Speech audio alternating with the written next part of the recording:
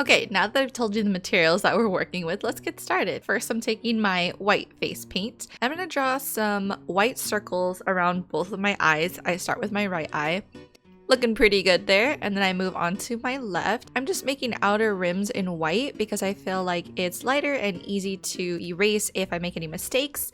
I decided for this tutorial not to go ahead and paint my entire face white, just because when it comes to face paint, it gets really patchy in the wrinkles and kind of flaky. I just left it foundation wise, and I'm just gonna paint mainly around the eyes and some details. And then I'm gonna go in with the black for the outer rims. So I'm using one of the flat brushes. As you can see, I'm trying to do the beauty guru thing to show it off. It's a little blurry and it's not working for me. Anyways, so I grabbed the flat brush and I'm taking the black now that I've made my outline, and I'm really scared, not gonna lie, but I start filling in with the black. And there we go. I'm doing it kind of just like I would do my normal eyebrows, following along the circle and just filling in.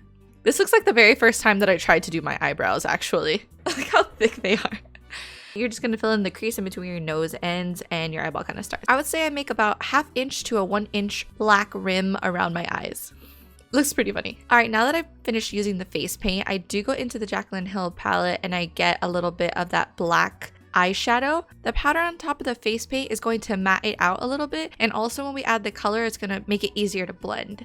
So now it's time for some color. Now I'm getting what I like to call a smudgy brush, which is definitely not the real term for it, but it's what I use to smudge things. So I smudge it right into the purple. It's just a glittery purple from the palette. You can use any color here, but you just need 2 colors that are going to transition well together. So I'm using dark purple because it blends from the black outward on the right side of my face. I'm also mirroring on the left. We're going to leave room for that third final color, the transition phase. I noticed that the bottom half was smudging a little bit more, so I decided to take this short angular brush, get a little bit of that purple, and start dabbing it on the bottom instead of smearing it the way I was on the top eyelid. So I'm just dabbing that purple and trying to get as close to my waterline as possible. And that's how it's looking so far. So now I decide to take my flat brush again, and I'm gonna get a mix of those bright 2 pinks. They're both glittery as well. It's a darker and lighter pink that I'm kind of mixing together, and I'm smearing that on the rest of my eyelid. That is kind of the front facing part. So I'm using my finger to blend the colors out here, and then I'm using my angular brush again. Now I'm dipping it into the light pinks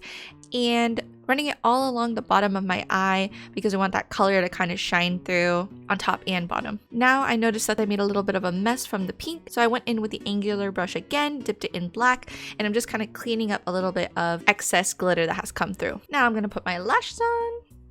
And we're back. I'm going to start on the nose. It's a really simple one. I just went ahead and made 2 triangles on each side. They look kind of like bunny ears, following the shape from middle to tip and over the left and right nostril. Next, I move on to my forehead design. This can be pretty much anything you want. You can also add things like rhinestones here to kind of spice it up, but I'm kind of making like 3 little leaves outstretched from the center. First I made that solid middle line, and then I basically spend the rest of this time trying to balance out the left and the right leaves. Next I'm moving on to the cheekbones. So I'm still using the black face paint, and I'm using the smallest tip brush that I can find. I'm following my cheekbone all the way straight, curving down just a bit, and then angling all the way to my mouth.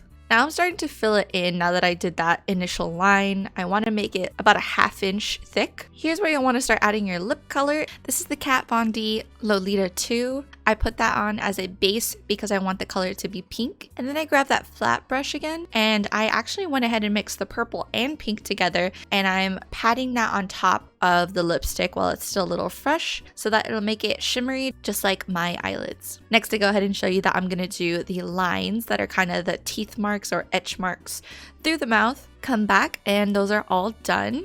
Next is the cheekbones. So I again took that flat brush and I dipped it into the black, and now I'm just basically going to shadow all the way down. I only used black eyeshadow for this part, and a mix of my finger smearing it out and the brush itself. I mainly started putting most of the product on the top where I already made that thick line, not adding any more product, and then just dragging it down. I would have loved to have add some purple here too to accentuate the eyes a little more, but I did just keep it black and pretty simple. In the end, I think that fade is pretty much what I was looking for. I did add a little bit of black more on the sides as well, up near the temple area.